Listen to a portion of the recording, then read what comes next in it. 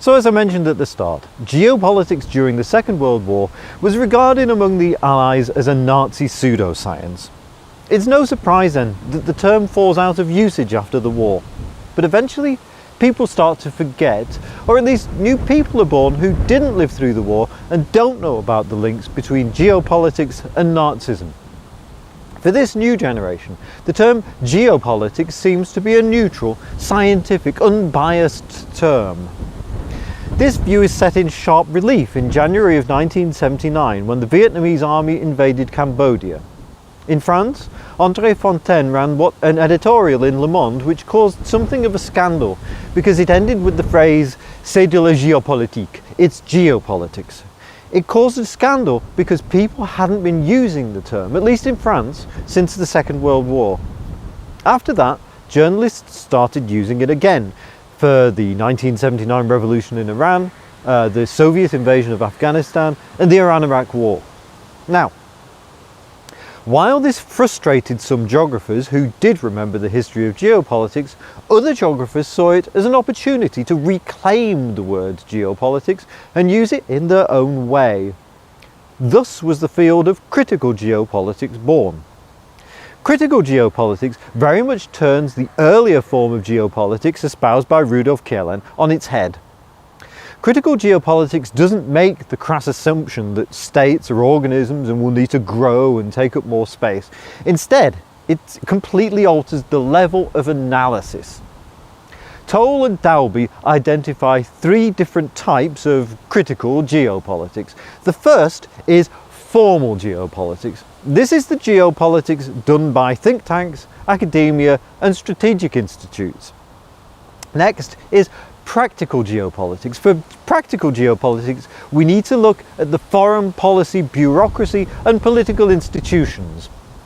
Third is popular geopolitics. Popular geopolitics is critical of earlier geopolitics, which had looked at elites, both in the foreign policy community and the academic community. It was expected that geopolitics would trickle down from elite texts to the masses. Popular geopolitics tries to see if the relationship works the other way round by looking at mass media such as cinema,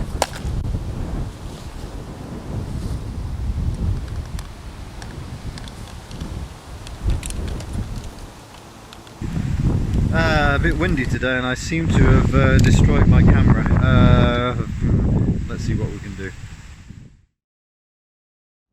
A fourth category identified by Nairouz is dissident geopolitics, the geopolitics done by them who actively want to change the international system. But I think we can identify a few more types of geopolitics. Another is religious geopolitics, which tries to examine how religion can impact foreign policy. This is one of the more understudied areas, especially outside of the United States. There's a lot of potential on this one. Additionally, we have feminist geopolitics. I looked at that briefly in the session on Carmen Miranda, the lady with the tutti frutti hat. Feminist geopolitics refuses to take a top-down approach to understanding international affairs and instead takes a bottom-up approach. Yet another subfield is critical cartography. I'll revisit this one in another session, but for now, consider this. If, as the constructivists claim, the state itself is a construct, then what part do maps play in creating that construct? And there are many more that I can't do justice to in this session. In conclusion, let's revisit those learning outcomes. First, to explain that geopolitics is a pseudoscience. Yes, it is. Geopolitics is a pseudoscience. Did I mention that? Geopolitics is a pseudoscience. Second, to see where it comes from. Well, its roots are found in the work of Ratzel and are taken forward by his student Kierlin, who coined the term geopolitics in 1899. It gains traction with the Nazi Party through the work of Haushofer. Third, to see how a more critical version of geopolitics has emerged, first in Japan, next in France, and finally in the Anglosphere. In the 1960s, we see a more critical approach taken to geopolitics in Japan, but this doesn't really make it to the rest of the world. But in France, with the Vietnamese invasion of Cambodia in 1979, journalists start reusing the word, and this prompts scholars to reclaim the word and start using it in their own critical way. Eventually, this makes its way into English literature through the work of authors such as Gerard Toll. My final point is this. Geopolitics is a pseudoscience, but we shouldn't throw out the geopolitical baby with the Nazi bathwater. As Takeuchi says, if geopolitics is a doctrine characterized by a mechanistic explanation of space organization based on an organic view of the state, it must be examined and criticized independently of the political and military failure of the Third Reich, without attributing to it the negative elements of imperialism, such as, for example, the Malthusian theory and racism.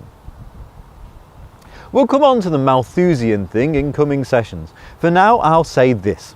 Even if we ignore all of the Nazi links, geopolitics is still a pseudoscience. Its view of the relationship between environment and political factors is hopelessly naive. Critical geopolitics helps us to realise that. But that doesn't mean that we can't look at the relationship between environmental factors and political factors. Indeed, we have technology now to do so in incredible detail.